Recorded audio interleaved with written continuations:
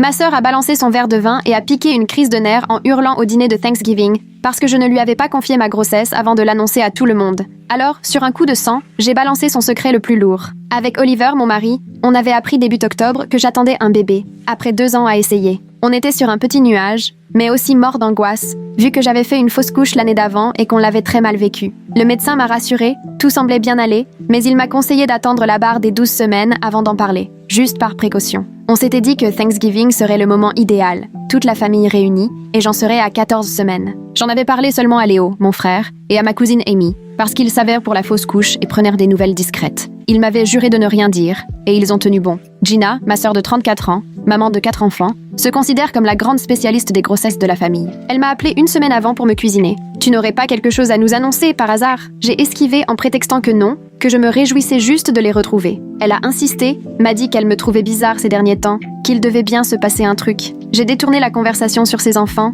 elle a lâché l'affaire, mais je voyais bien qu'elle flairait quelque chose. Le souci avec Gina, c'est qu'elle ne sait pas garder quoi que ce soit pour elle. Quand j'ai décroché mon master, folle de joie, c'est à elle que je l'ai annoncé en premier, pensant fêter ça entre sœurs. 1 heure plus tard, elle avait déjà tout raconté à maman, avant même que j'ai eu le temps de le faire. Quand Oliver m'a demandé en mariage, j'étais en larmes au téléphone avec elle. Et dans la foulée, elle l'a balancé sur les réseaux sociaux en taguant tout le monde, sans me laisser le moindre moment à moi. Pareil pour mon augmentation, elle l'a annoncé devant tout le monde au repas du dimanche, avant que je n'ouvre la bouche. Gina prétend toujours qu'elle est trop heureuse pour moi et qu'elle ne peut pas s'en empêcher. Mais franchement, elle adore être celle qui a la primeur des annonces. Cette fois, avec Oliver, on voulait la prendre de court et garder le secret jusqu'à ce que tout le monde la prenne en même temps. À Thanksgiving, après le repas, je me suis levée et j'ai annoncé à la famille qu'on attendait un bébé pour mai. Tout le monde a applaudi et nous a félicités, sauf Gina qui me fixait, furieuse, sans prononcer un mot. Puis elle s'est mise à pleurer, mais de rage, pas de bonheur. Elle m'a demandé depuis combien de temps j'étais au courant, et j'ai répondu « environ 6 semaines ».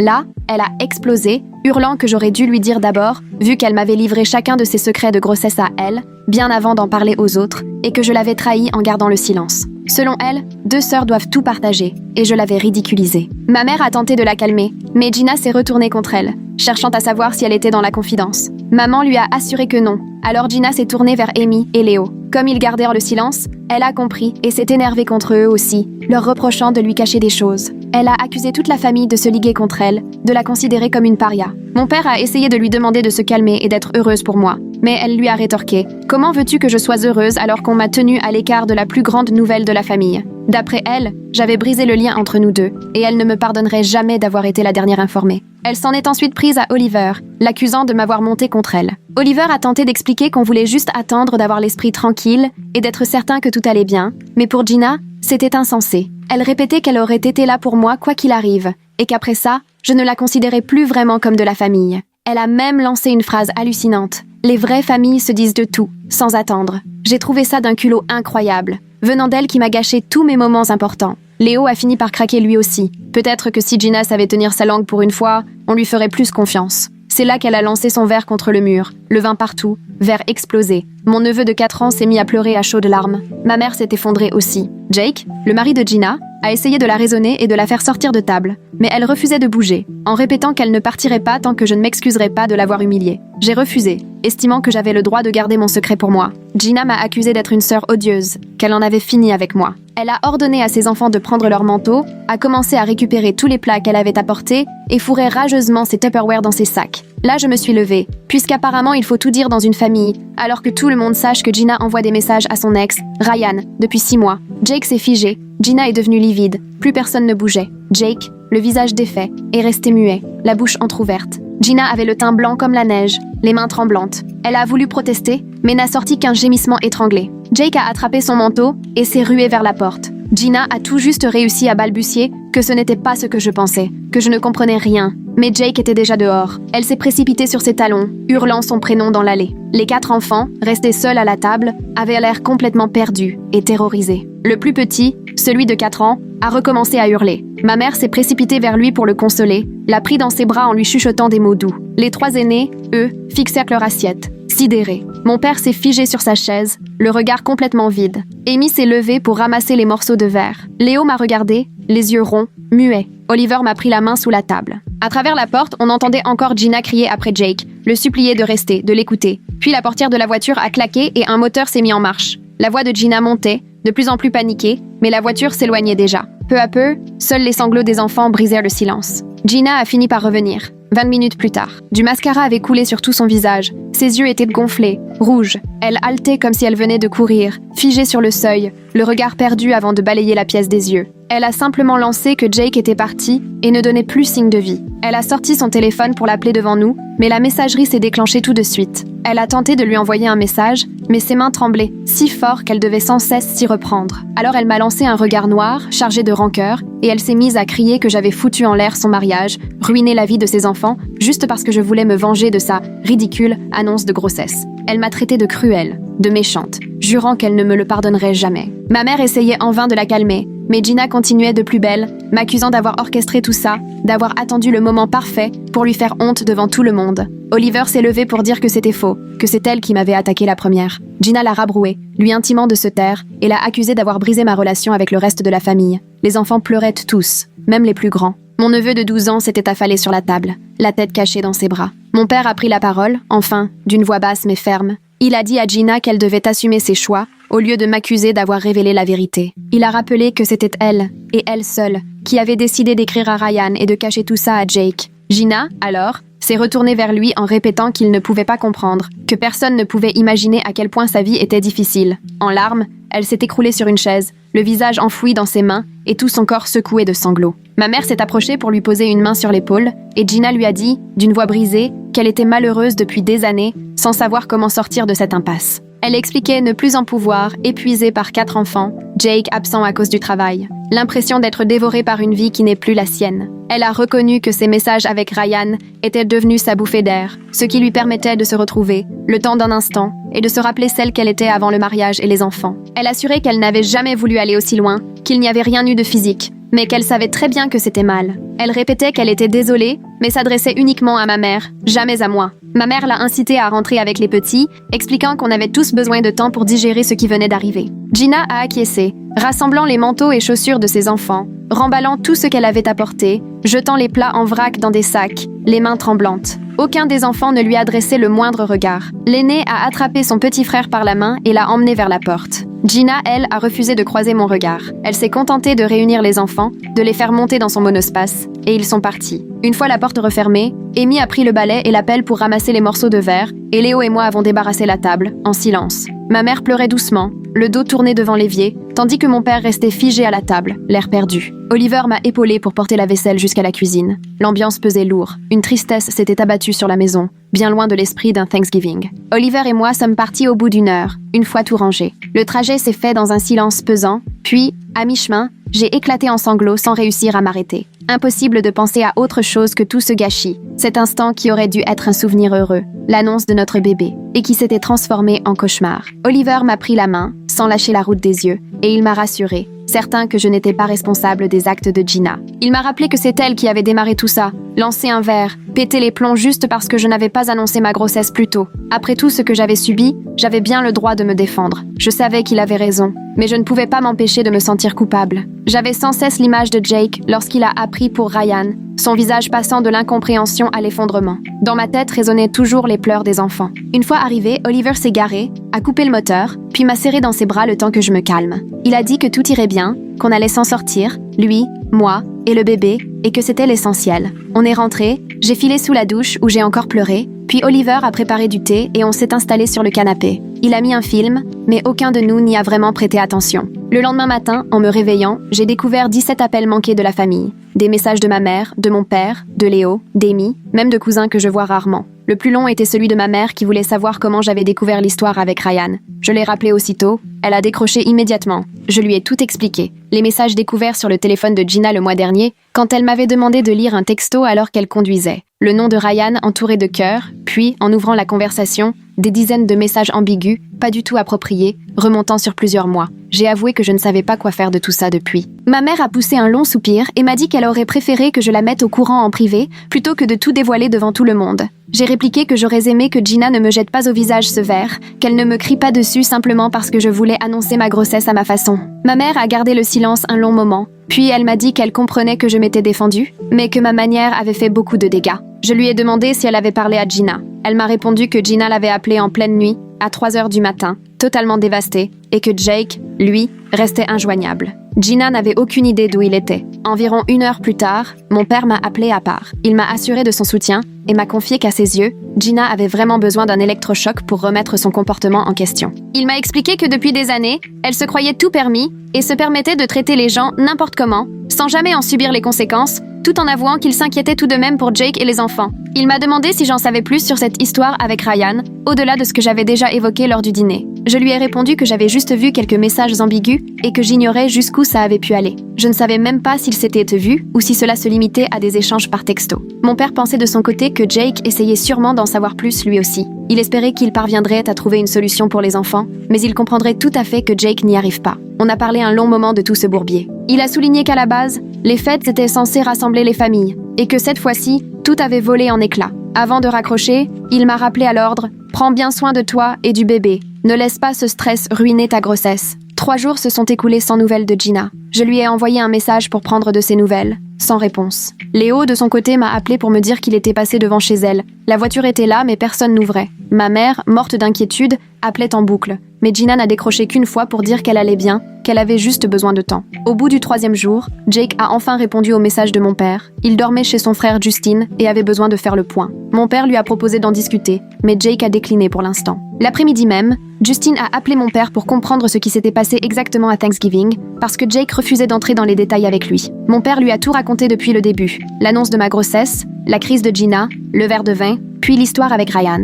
Justin était resté un long moment sans rien dire. Ensuite, il a expliqué que Jake était arrivé chez lui le jeudi soir dans un état pitoyable, qu'il ne parlait presque pas et passait ses journées affalées sur le canapé, à fixer la télé sans voir ce qui s'y passait. Justin a demandé à mon père s'il savait vraiment à quel point la situation avec Ryan était grave. Mon père lui a répondu qu'aucun d'entre nous ne le savait vraiment, mais que Gina avait reconnu qu'elle échangeait des messages depuis des mois. Justin a conclu que les choses allaient en devenir très compliquées et qu'on ferait bien de s'y préparer. Les jours suivants, je suis restée cloîtrée dans notre appartement. Oliver a repris le travail le lundi, me laissant seule avec mes pensées et cette avalanche de messages sur mon téléphone, dont la plupart sont restés non lus. Léo est passé mardi soir, les bras chargés de chinois à emporter, et a ouvert la porte avec son double de clés sans se formaliser. Il a posé les sacs sur le plan de travail, sorti des assiettes comme si de rien n'était, sans même me demander si j'avais faim, ce que j'ai vraiment apprécié. En toute simplicité, il a ouvert les boîtes, servi le riz cantonais, comme si c'était n'importe quel mardi ordinaire. À table, il m'a raconté que Gina s'agitait sur Facebook avec des publications bizarres. Il m'a montré son téléphone.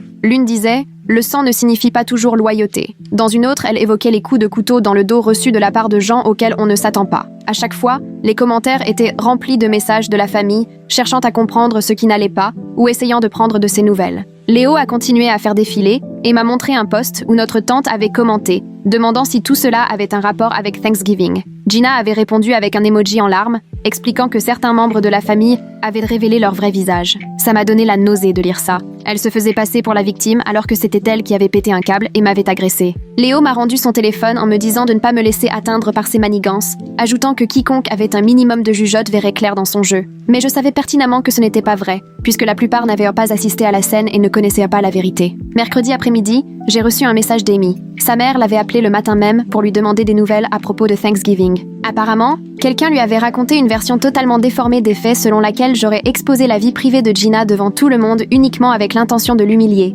parce que je ne lui avais pas annoncé la grossesse en premier. Amy m'a raconté que sa mère lui avait vraiment demandé si tout cela était vrai. Elle lui a expliqué ce qu'il s'était réellement passé, mais n'était pas sûre d'avoir été crue. Je lui ai répondu en essayant de savoir qui avait bien pu raconter ça, et Amy m'a dit qu'elle n'en savait rien mais que ça venait sûrement du côté de Gina. J'étais furieuse. J'avais juste envie de balancer mon téléphone à l'autre bout de la pièce. Gina retournait tout et me faisait passer pour la garce qui l'attaquait par pure méchanceté. Elle omettait bien sûr de raconter qu'elle avait complètement perdu le contrôle à l'annonce de ma grossesse, qu'elle avait balancé un verre de vin contre le mur, qu'elle m'avait crié dessus et exigé que je m'excuse de ne pas lui avoir réservé la primeur de mon annonce. Je l'ai dit à Amy en lui avouant que je n'arrivais pas à croire que Gina puisse aller aussi loin. Amy m'a renvoyé une flopée de messages disant qu'à présent, la moitié de la famille élargie devait sûrement me voir comme la vilaine de l'histoire. Elle ajoutait que Gina avait toujours eu le chic pour se poser en victime et recueillir l'empathie des autres. Je savais qu'elle avait raison, mais ça ne rendait pas la situation moins déprimante. Jeudi matin, ma mère a appelé. J'ai hésité à répondre, sachant qu'elle recommencerait jusqu'à ce que je décroche. Elle m'a demandé comment je me sentais et si le bébé allait bien. Je lui ai dit que physiquement, tout allait bien. Elle est restée silencieuse quelques secondes, puis m'a annoncé qu'elle voulait réunir toute la famille dimanche pour qu'on puisse s'asseoir ensemble autour d'une table et discuter calmement des événements, comme des adultes. Elle a précisé que Gina et Jake étaient les bienvenus s'ils acceptèrent de venir. Mon estomac s'est noué. C'était vraiment la dernière chose dont j'avais besoin. Encore plus de drames familiaux. J'ai confié à ma mère que je ne pensais pas que ce soit une bonne idée, que je n'avais vraiment pas besoin de ce stress supplémentaire en ce moment. Elle m'a assuré qu'elle comprenait, mais qu'on ne pouvait pas laisser la situation dégénérer au point de briser la famille. J'ai répondu que c'était Gina qui semait la pagaille en inventant des histoires sur ce qui s'était réellement passé. Ma mère a poussé un soupir avant de me dire que c'était justement pour cette raison qu'il fallait qu'on se réunisse tous et qu'on mette les choses à plat. Après avoir raccroché, j'en ai discuté avec Oliver. Il remplissait le lave-vaisselle et a arrêté ce qu'il faisait pour m'écouter. Il m'a proposé qu'on y aille, histoire de pouvoir donner notre version à tout le monde. Je n'étais pas très emballée, mais il m'a fait remarquer que si on ne se montrait pas, Gina aurait tout le loisir de raconter ce qu'elle voulait sans personne pour la contredire. Il n'avait pas tort. J'ai donc envoyé un message à ma mère pour lui dire qu'on viendrait. Le dimanche est arrivé plus vite que je ne l'aurais voulu. Oliver et moi sommes partis en voiture chez mes parents, et plus on se rapprochait, plus la boule à l'estomac se resserrait. Dès qu'on est arrivé, Léo était déjà là, assis sur le canapé. Amy nous a rejoints quelques minutes plus tard. Mes parents s'affairèrent dans la cuisine à préparer du café et sortir quelques biscuits, comme si de rien n'était, comme pour un simple goûter en famille. C'est alors que Jake est arrivé, seul. Il avait mauvaise mine, les yeux rouges et des cernes profonds. On aurait dit qu'il n'avait pas fermé l'œil depuis des jours. Ma mère a demandé où était Gina et Jake a sorti son téléphone pour nous montrer un message qu'elle lui avait envoyé. Elle disait refuser d'être dans la même pièce que moi et qu'elle n'avait rien à dire à qui que ce soit. Mon père a secoué la tête en marmonnant dans sa barbe. Nous nous sommes tous installés dans le salon et un lourd silence s'est installé. Personne ne savait par où commencer, le malaise était palpable. C'est finalement Jake qui a brisé la glace. Il a raconté qu'il avait confronté Gina au sujet de Ryan, le soir de Thanksgiving, à leur retour, et qu'elle avait tout avoué. Sa voix tremblait en expliquant qu'ils s'étaient échangé des messages tous les jours pendant 6 mois. Il a précisé qu'elle avait aussi reconnu avoir pris 2 fois un café avec Ryan,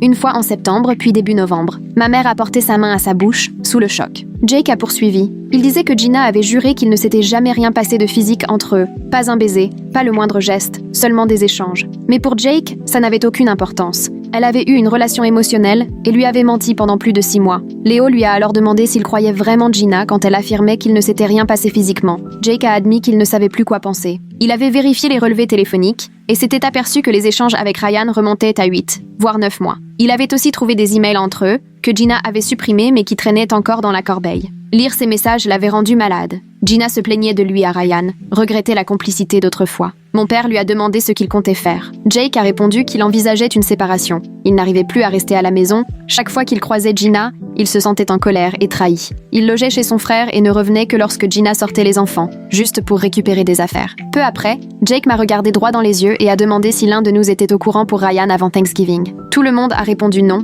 sauf moi. J'ai reconnu que je l'avais appris environ 1 mois plus tôt, après être tombé sur des messages sur son téléphone. Jake a hoché la tête lentement, absorbant l'information. Il n'avait pas l'air fâché contre moi. Au contraire, il m'a remercié de lui avoir dit la vérité, même si la manière dont tout était sorti n'était pas idéale. C'est à ce moment-là que ma mère a pris la parole. Elle a suggéré que j'aurais peut-être pu agir autrement, peut-être parler à Jake à part, au lieu de tout dévoiler devant tout le monde. J'ai senti mes joues chauffer. Je lui ai expliqué que Gina était littéralement en train de me hurler dessus, de lancer des objets et d'exiger que je m'excuse. Sur le moment, je n'ai pas réfléchi à la meilleure façon de réagir. Je ne faisais que me défendre, après qu'elle ait gâché ce qui devait être l'annonce de ma grossesse. Mon père a pris ma défense. Il a rappelé que ça faisait des années que Gina dépassait les bornes à force de ne pas respecter les limites, et qu'avec ses choix concernant Ryan, elle avait elle-même provoqué toute cette histoire. Il a ajouté que ce n'était pas à moi d'être blâmée pour avoir enfin osé lui tenir tête. Ma mère avait l'air de vouloir répliquer, mais s'est ravisée. Léo a alors dévié la conversation. Pour lui, ce n'était même plus vraiment une histoire d'annonce de grossesse.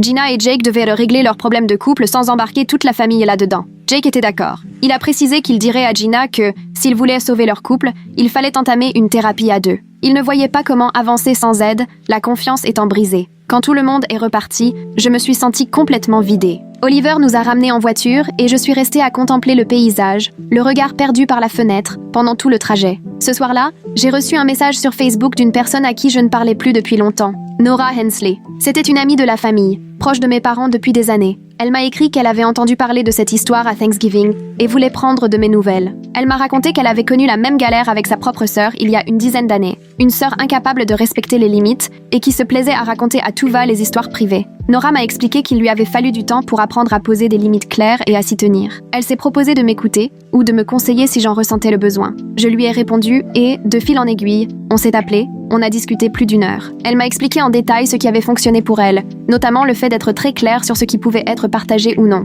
Mais elle m'a aussi confié qu'il fallait parfois accepter que certains membres de la famille ne changeraient jamais et se préserver en conséquence. Parler avec Nora m'a vraiment réconfortée. Elle comprenait exactement ce que je vivais, comme seul quelqu'un passé par là peut le faire. 2 semaines sont passées sans la moindre nouvelle de Gina. Je suivais les rebondissements par le biais de ma mère et de Léo. Gina et Jake avaient commencé une thérapie de couple. Jake était rentré à la maison, mais ils continuaient de dormir chacun dans leur chambre. Gina avait bloqué Ryan sur tous les réseaux sociaux et lui avait envoyé un message pour admettre qu'elle s'était trompée et qu'elle devait se recentrer sur son mariage. Impossible de savoir si c'était vraiment sincère ou simplement la version qu'elle voulait faire passer autour d'elle. Puis, un mercredi après-midi, j'ai reçu un message de Gina qui disait qu'il fallait qu'on se voie en tête-à-tête, sans personne d'autre. Mes mains se sont mises à trembler en lisant ça. J'ai montré le message à Oliver. Il m'a demandé si je voulais qu'il m'accompagne. J'ai répondu oui sans hésiter. Je ne me sentais pas du tout prête à affronter Gina toute seule. Je lui ai écrit pour lui proposer qu'on se retrouve dans un café près de chez moi et elle a accepté. On convenu de se voir samedi, à 10h. Le jour venu, j'avais à peine fermé l'œil. Avec Oliver,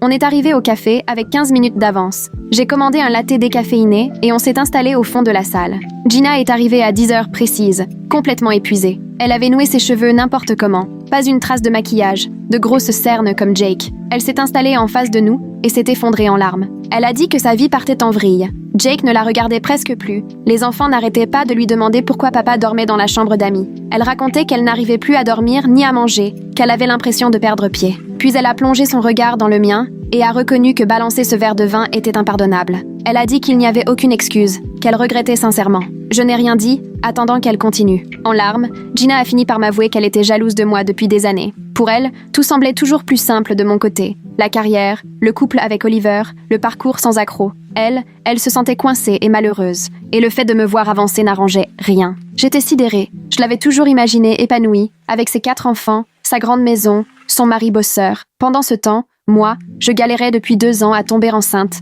et je venais à peine de remonter la pente après une fausse couche qui m'avait dévastée. J'avais l'impression qu'elle gérait tout, alors qu'en fait, elle se sentait à bout. Elle expliquait qu'être mère, c'était toute sa vie, et même si elle adorait ses enfants, elle avait oublié qui elle était avant eux. Elle voyait que j'arrivais à voyager pour le boulot, voir des amis, garder un peu de place pour moi, et ça la renvoyait à tout ce qu'elle s'était sacrifié. Elle reconnaissait qu'elle savait que ce n'était pas juste de m'en vouloir, mais impossible de s'en empêcher. En s'essuyant les yeux, elle m'a confié que parler avec Ryan lui rappelait sa jeunesse, quand tout était encore possible. Elle admettait que c'était absurde, qu'elle savait pertinemment que ce n'était pas la réalité, mais malgré tout, ça lui faisait du bien qu'on s'intéresse à elle, à ce qu'elle vivait chaque jour. Oliver a pris ma main sous la table et l'a serrée doucement. Gina nous a fixés, puis elle s'est excusée à nouveau d'avoir lancé le verre de vin et d'avoir gâché mon annonce de grossesse. Elle a dit qu'elle avait un vrai problème avec son besoin d'attention, qu'elle avait du mal à supporter de ne pas tout savoir avant tout le monde. Elle expliquait que ça la faisait exister, de pouvoir partager une nouvelle en premier. Elle m'a confié que sa thérapeute l'aidait à comprendre ses comportements. Elle a aussi raconté que Jake lui avait clairement dit « ce serait la thérapie ou plus rien ».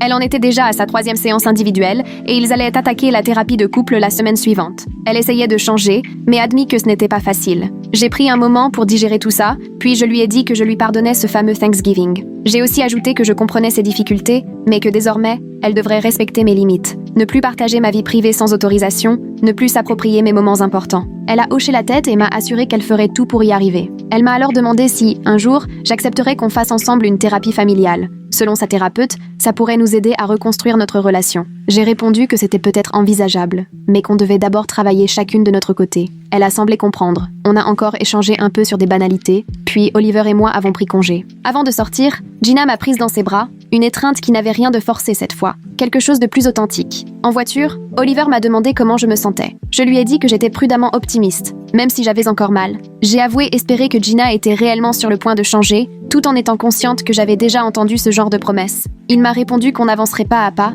et qu'on verrait bien ce que l'avenir réserverait. De retour à la maison, j'ai sombré dans une grosse sieste, tellement cette rencontre m'avait vidée. Quelques jours après, mon père m'a appelé pour m'annoncer que Jake l'avait contacté. Il lui avait dit qu'il commençait la thérapie de couple avec Gina, avec un certain Aaron Simmons. Mon père a précisé qu'Aaron était un spécialiste des couples confrontés à des soucis de confiance ou d'infidélité. Jake était bien revenu sous leur toit, mais il dormait encore dans la chambre d'amis. Il avait dit à mon père qu'il restait à la condition que Gina soit parfaitement honnête au sujet de Ryan, qu'elle consulte une thérapeute en solo et qu'il y ait désormais des règles très strictes sur le téléphone et les réseaux sociaux. Mon père trouvait que Jake semblait vraiment prêt à se battre pour son couple, tout en posant des limites très claires. Ça m'a rassurée de voir qu'il n'acceptait pas tout sans rien dire. Gina allait enfin devoir faire face aux conséquences. Mon prochain rendez-vous médical était prévu 2 jours plus tard. Comme toujours, Oliver m'a accompagnée. L'échographiste a tout mesuré, nous a confirmé que le bébé grandissait parfaitement. Ensuite, la médecin est venue me prendre la tension. Elle m'a assuré que tout était impeccable. Elle m'a demandé comment j'allais moralement vis-à-vis du stress, et j'ai admis que les histoires de famille n'aidaient pas. Elle m'a dit avoir déjà ressenti cette tension lors de notre précédente rencontre,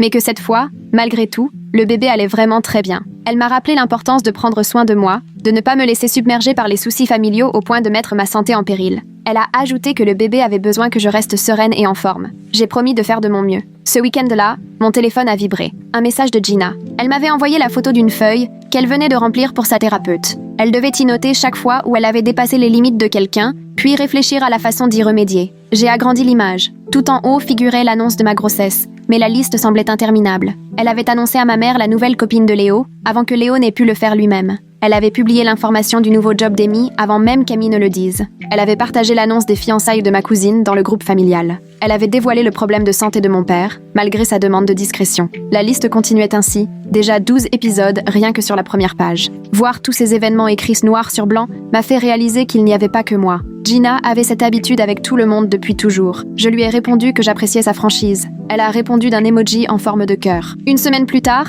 ma mère m'a appelée, un peu anxieuse. Elle m'a rappelé que Noël approchait, se demandant si tout le monde pourrait se retrouver sans retomber dans les vieux travers. J'ai avoué que je n'en avais aucune idée, mais que j'étais prête à tenter le coup, à condition que chacun y mette du sien. Elle a alors suggéré d'abandonner le dîner traditionnel et d'organiser quelque chose de plus simple. Juste quelques bouchées à picorer, quelques jeux à la maison, rien de grandiloquent, moins de stress. L'idée m'a paru bien meilleure que de s'obstiner à recréer un Noël classique et j'ai validé. Elle s'est chargée de consulter les autres. Quelques jours plus tard, elle a confirmé l'organisation sur le groupe familial et tout le monde a vite donné son accord. Le samedi suivant, Léo et Amy sont passés nous donner un coup de main pour la chambre du bébé. Oliver avait déjà peint les murs le week-end d'avant. Là, il fallait monter les meubles et plier les mini-habits. Léo s'est lancé dans le montage du lit, pendant qu'Amy m'aidait avec les minuscules ensembles. À un moment, elle a brandi un petit body sur lequel était écrit « Petit miracle de maman », en plaisantant. Au moins, ce bébé ne manquera pas d'histoire familiale à raconter. Ça m'a fait rire parce que c'est tellement vrai. Cet enfant héritera d'anecdotes rocambolesques, comme celle du fameux Thanksgiving où tante Gina avait balancé son verre de vin. Oliver a commandé des pizzas, on a tous mangé assis par terre au milieu des cartons, et ça faisait vraiment du bien de s'occuper l'esprit avec du positif. À la fin de la journée, le lit et la commode étaient à leur place. La chambre ressemblait enfin à une vraie nurserie. Le mardi suivant, je reçois une notif. J'ai du courrier. Dans la boîte, une lettre, sans expéditeur, mais j'ai tout de suite reconnu l'écriture de Gina. Je l'ai ouverte en montant les escaliers. 2 pages. Gina expliquait que sa thérapeute l'avait guidée, mais que les mots venaient bien d'elle. Elle s'excusait pour toutes les fois où elle avait gâché mes moments importants en citant des exemples précis qui remontaient à loin. Mon diplôme, mes fiançailles, ma promotion. Elle avouait qu'elle comprenait mieux désormais. Elle s'était sentie invisible dans sa vie, et faire la messagère lui donnait l'impression de compter. Elle admettait que c'était égoïste et regrettait sincèrement, reconnaissant m'avoir blessée sans jamais vraiment s'en excuser jusque-là. Elle précisait qu'elle n'attendait pas forcément que je lui pardonne sur le champ, ou que je lui fasse à nouveau confiance tout de suite, mais elle tenait à ce que je sache qu'elle avait compris ce qu'elle avait fait de mal. Elle affirmait vouloir changer, même si ce n'était pas simple. Pas d'excuses bidons dans la lettre,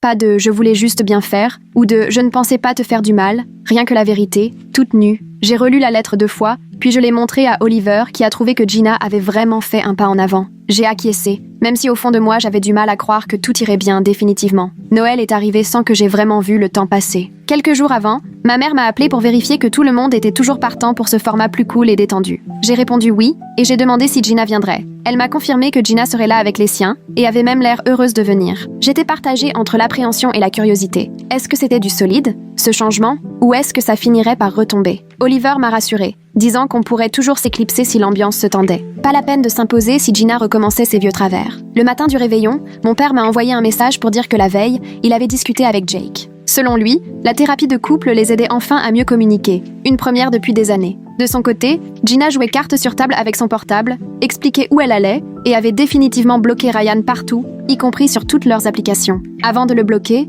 elle lui avait écrit qu'elle regrettait leur histoire, qu'elle voulait se concentrer sur son couple et tourner la page. Mon père restait prudent, Jake aussi d'ailleurs, mais il reconnaissait que Gina n'avait jamais pris ses responsabilités de la sorte. Je lui ai demandé s'il pensait vraiment que ça allait durer ou si ce n'était qu'un feu de paille. Il m'a répondu qu'on verrait bien, mais que c'était la première fois qu'il la voyait assumer autant. À midi, nous sommes arrivés chez mes parents. Léo était déjà à la cuisine pour préparer quelques amuse-bouches. Amy nous a rejoints peu après avec son fameux plateau de fromage. L'ambiance était agréable, loin des tensions de Thanksgiving. Ma mère avait disposé des jeux de société et de cartes sur la table basse, faisant clairement comprendre qu'il ne s'agissait pas d'un concours du dîner parfait. Gina est entrée vers 13h avec Jake et les enfants, un cadeau dans une main, un plat dans l'autre. En me voyant, elle m'a salué discrètement, sans étreinte théâtrale. Elle a posé ses affaires avant de nous rejoindre, Oliver et moi, près de la cheminée. Elle m'a demandé si j'allais bien, si la grossesse se passait bien. J'ai répondu que tout se déroulait parfaitement, que le bébé était en pleine forme. Elle m'a adressé un sourire en disant qu'elle était vraiment heureuse pour nous, puis elle est partie prêter main forte à ma mère dans la cuisine, au lieu de s'accaparer la conversation comme elle en avait l'habitude.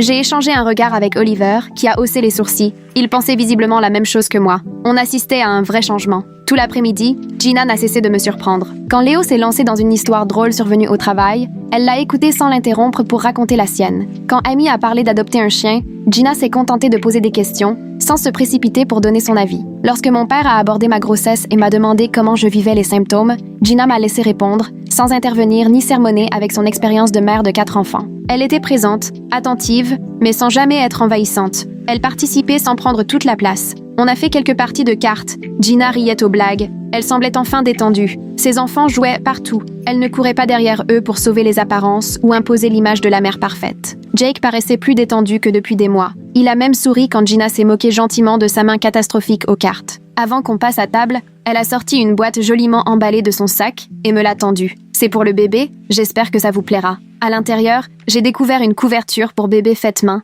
brodée de petites lunes et d'étoiles. Elle était magnifique, et je voyais bien qu'elle y avait passé des heures. Je l'ai remerciée. Elle m'a expliqué qu'elle travaillait dessus depuis plusieurs semaines pendant ses temps libres, mais elle n'a pas cherché à s'en vanter ou à attirer l'attention. Elle me l'a offerte simplement, et son sourire sincère m'a touchée quand j'ai dit que c'était parfait. Après le dîner, ma mère m'a entraînée dans la cuisine alors que tout le monde débarrassait. Elle m'a serrée dans ses bras et m'a remercié d'avoir offert une seconde chance à Gina. Elle m'a confié qu'elle voyait de vrais changements chez sa fille, et que ça comptait énormément pour elle de voir ses filles se retrouver. Je lui ai répondu que je restais prudente, mais qu'il fallait admettre que Gina semblait différente aujourd'hui. Ma mère m'a dit qu'elle priait pour que ça dure, et qu'assister à cette évolution lui donnait de l'espoir. J'ai ajouté que j'espérais moi aussi, mais qu'il faudrait voir sur la durée si Gina continuait dans cette voie. Ma mère a compris et m'a assuré que c'était normal. Nous sommes revenus au salon pour profiter du reste de la soirée à jouer et discuter. Gina est restée jusqu'à 8h, puis elle a dit qu'il était temps de rentrer pour coucher les enfants. Elle a embrassé tout le monde, moi comprise. Un simple câlin de sœur, naturel, sans exagération. Elle m'a dit « Tu me dis si tu as besoin de quoi que ce soit ». Puis elle est partie avec sa famille. Une fois qu'ils ont été partis, Léo s'est approché pour me demander ce que j'en pensais. Je lui ai avoué que je ne savais pas vraiment, tant l'attitude de Gina était différente de d'habitude. Il a suggéré que le fiasco de Thanksgiving l'avait peut-être vraiment forcée à changer. Amy est arrivée, impressionnée. Gina n'a pas essayé une seule fois de tout ramener à elle aujourd'hui. Oliver a admis que c'était un vrai progrès, mais qu'il valait mieux rester vigilant. J'ai acquiescé. Une bonne journée ne suffit pas à effacer des années de débordement, mais c'est un début. La première semaine de janvier, mon téléphone a sonné avec un numéro inconnu. J'ai hésité avant de décrocher. C'était Gina. Elle expliquait qu'elle appelait du cabinet de son thérapeute, parce qu'Aaron voulait savoir si j'accepterais d'assister à une séance avec eux. Il pensait qu'une discussion encadrée par un professionnel pourrait nous aider à aborder nos problèmes. L'idée de parler avec Gina en thérapie m'a plutôt angoissée, mais j'ai pensé à mon bébé. Je voulais qu'il puisse avoir un lien avec sa tante et ses cousins. J'ai demandé à Gina si elle en avait vraiment envie, ou si c'était Aaron qui l'y poussait. Elle a répondu qu'elle souhaitait vraiment essayer, que le lien avec sa sœur lui manquait. J'ai dit que je devais prendre le temps de réfléchir et d'en discuter avec Oliver. Elle m'a rassurée. Prends le temps qu'il faut, tu me dis. Après avoir raccroché, j'ai tout de suite appelé Oliver au travail. Il m'a répondu que le choix me revenait, mais qu'à ses yeux, la présence d'un tiers neutre pourrait vraiment nous permettre d'avancer. J'en ai aussi parlé à Amy, qui pensait la même chose, et Léo m'a affirmé qu'il me soutiendrait quoi que je décide. J'ai attendu 2 jours avant d'écrire à Gina pour lui dire que je viendrais à la séance. Elle m'a remercié et précisé que le cabinet d'Aaron me contacterait pour convenir d'une date. 3 jours plus tard, je me suis rendue dans un petit immeuble de bureau et j'ai trouvé la bonne porte. Gina était déjà là, assise en salle d'attente, nerveuse. Elle m'a lancé un petit sourire. Je me suis installée en face d'elle, sans un mot. Une porte s'est ouverte. Un homme d'une 40aine d'années, lunettes sur le nez, s'est présenté. Je suis Aaron. Il m'a serré la main, nous a fait entrer dans son bureau et nous nous sommes assises chacune à une extrémité du canapé. Aaron s'est installé en face de nous, nous a remerciés d'être venus et a expliqué que le but de la séance était de commencer à renouer le dialogue, en s'assurant que chacune se sente écoutée. Il m'a demandé d'expliquer en quoi le comportement de Gina m'avait affecté toutes ces années. J'ai pris une grande inspiration et je lui ai confié qu'à force, J'avais l'impression de ne pas pouvoir lui faire confiance pour les choses importantes de ma vie. Dès qu'il m'arrivait quelque chose de bien, elle voulait toujours être la première à l'annoncer à tout le monde. J'avais la sensation que mes réussites ne m'appartenaient plus. J'ai expliqué que l'annonce de ma grossesse avait été la goutte de trop, surtout après avoir déjà perdu un bébé et mon besoin de protéger celui-ci. Aaron a hoché la tête et demandé à Gina si elle comprenait ce que je ressentais. Les larmes aux yeux, Gina a répondu oui, puis elle a expliqué qu'elle n'avait jamais mesuré à quel point ses gestes pouvaient me blesser. Trop focalisée qu'elle était sur le sentiment d'importance que cela lui donnait. Aaron l'a encouragée à en dire davantage. Gina m'a confié qu'elle avait souvent l'impression d'être transparente dans sa propre vie. Malgré ses 4 enfants et son mari, elle s'était complètement oubliée. Le fait de rapporter les nouvelles des autres lui permettait de se sentir exister, de se croire utile. Elle savait bien que ce n'était ni juste ni correct, et elle disait en avoir maintenant pleinement conscience. Entendre tout ça de sa bouche m'a bouleversée. Aaron m'a demandé ce que j'éprouvais après ces révélations. J'ai répondu que ça m'aidait à comprendre ce qui l'avait poussé à agir ainsi, mais que ça ne changeait rien à la douleur ressentie. Gina a hoché la tête, précisant qu'elle ne me demandait pas d'oublier, seulement de lui laisser une chance de faire mieux. Pour Aaron, c'était une bonne base pour avancer. Il nous a demandé si nous étions prêtes à essayer de retrouver la confiance. Nous avons toutes les deux accepté. Dans les semaines qui ont suivi, j'ai continué les séances chez la psy avec Aaron et j'ai retrouvé Gina autour d'un café de temps en temps pour discuter, sans retomber dans nos anciennes habitudes. Je voyais vraiment des efforts de sa part, elle cherchait à m'écouter au lieu de simplement attendre son tour pour parler. Même Oliver a remarqué qu'elle se comportait différemment avec moi. Mon ventre s'arrondissait un peu plus chaque jour. Le bébé bougeait de plus en plus. Un matin, Gina m'a envoyé un message pour savoir si elle pouvait passer dans l'après-midi. J'ai accepté et elle est arrivée à 14h, les bras chargés de boîtes. Elle avait cuisiné toute la matinée et m'avait préparé des plats à congeler. Gratins, soupes, pâtes, tous soigneusement étiquetés avec les indications de cuisson. Elle m'a expliqué qu'elle voulait vraiment m'aider après la naissance et pensait que ça me serait utile d'avoir des repas tout prêts. J'ai été à la fois étonnée et touchée, parce qu'elle n'y était pas obligée. Elle m'a demandé si j'avais besoin d'autre chose, mais je lui ai avoué que je n'en savais rien. Tout cela était tellement nouveau pour moi. Elle m'a dit que je pouvais l'appeler n'importe quand, qu'elle ne comptait pas s'imposer, ni être présente à l'accouchement ou quoi que ce soit du genre. Elle voulait juste se rendre utile dans la mesure où j'en aurais envie. Je l'ai remerciée, puis elle est repartie au bout d'une trentaine de minutes. Quand Oliver est rentré du travail et a vu les boîtes dans le congélateur,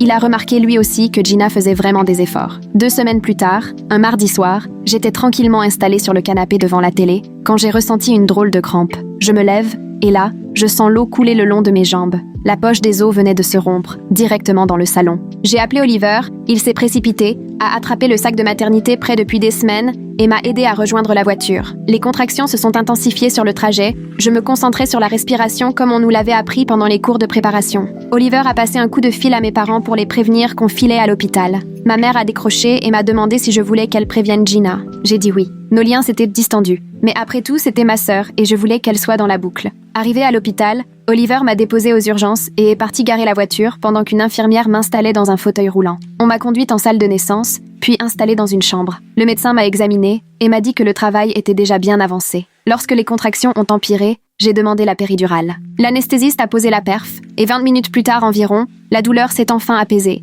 Oliver est resté à mes côtés, me tenant la main pendant qu'on attendait. Mes parents sont arrivés vers 10h et sont restés un moment avec nous. Ma mère ne cessait de me répéter que je me débrouillais très bien, tandis que mon père paraissait assez tendu. Les heures ont défilé, interminables. Épuisée, je n'aspirais plus qu'à une chose, que tout soit enfin terminé. Le médecin venait vérifier régulièrement, puis vers 8h du matin, elle m'a annoncé que j'étais prête à pousser. Oliver était là, m'encourageant à chaque expiration. Après ce qui m'a semblé durer une éternité, enfin, j'ai entendu les premiers petits cris et le médecin a déclaré « C'est une fille !» On me l'a posée sur la poitrine. Elle était parfaite, toute minuscule, toute rose, avec une jolie touffe de cheveux bruns. Oliver pleurait, moi aussi, on n'y croyait pas. Elle était vraiment là. Les infirmières l'ont lavée, pesée, 3,3 kg, puis enveloppée dans une couverture avant de me la redonner. Je la regardais, incapable de détourner les yeux de son visage. Mes parents sont venus en premier voir leur petite fille. Ma mère a fondu en larmes en la prenant dans ses bras, et mon père a pris des dizaines de photos. Ils sont restés une petite heure, puis ils sont partis pour nous laisser nous reposer. Léo et Amy sont passés ensuite avec un bouquet et une girafe en peluche.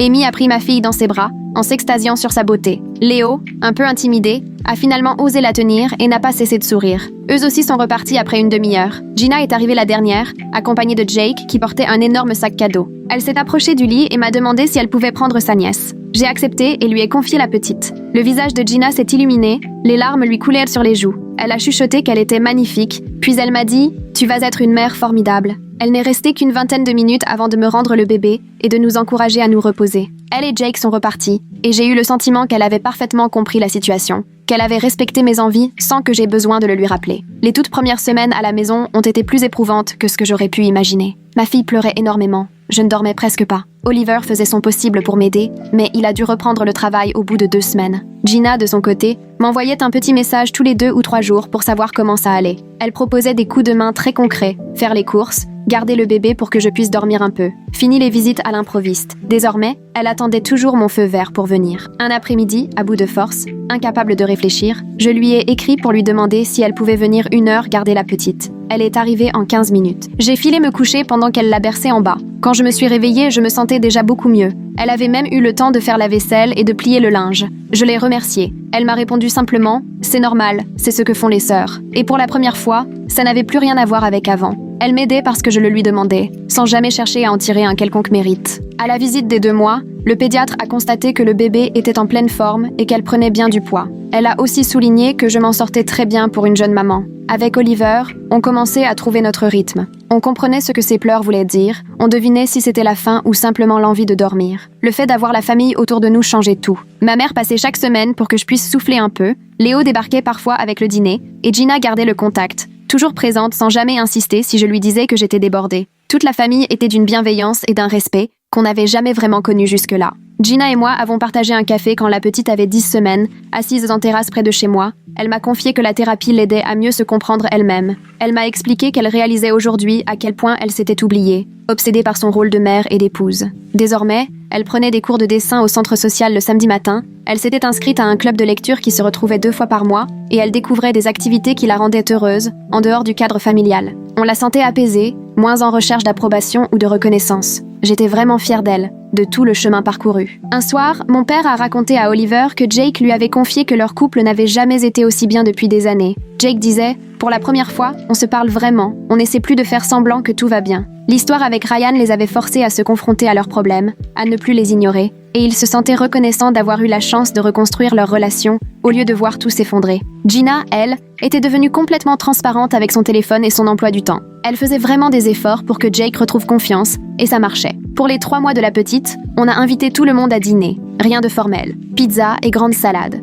Mes parents étaient là, Léo et Amy aussi, ainsi que toute la famille de Gina. Les enfants jouaient dehors pendant que les adultes profitaient d'un moment à table. Gina mettait la table, s'assurait que les enfants ne s'excitèrent pas trop, elle complimentait Amy sur sa coupe de cheveux et prenait des nouvelles du boulot de Léo, sans jamais chercher à attirer l'attention sur elle. On sentait qu'elle s'intéressait réellement aux autres. Elle laisse rester un moment à porter la petite, à jouer avec elle, mais l'a rendue sans insister dès qu'elle a commencé à s'agiter, au lieu de prétendre qu'elle saurait mieux la calmer. L'ambiance était détendue, tout le monde s'entendait bien, sans la moindre tension, ce qui n'était jamais arrivé pendant les repas de famille chez nous. Ce soir-là, une fois tout le monde parti, j'ai bercé la petite dans sa chambre. Elle s'endormait doucement dans mes bras. Je repensais à ce Thanksgiving qui avait été si douloureux, aux cris, aux assiettes cassées, aux blessures, mais finalement, ça avait fait bouger les choses. Gina avait trouvé de l'aide. Elle avait sauvé son couple. Nous avions tous appris à communiquer différemment, à respecter les limites de chacun. La famille était plus solide, plus saine que jamais depuis des années. J'étais heureux de savoir que ma fille allait grandir en côtoyant sa tante telle qu'elle devenait,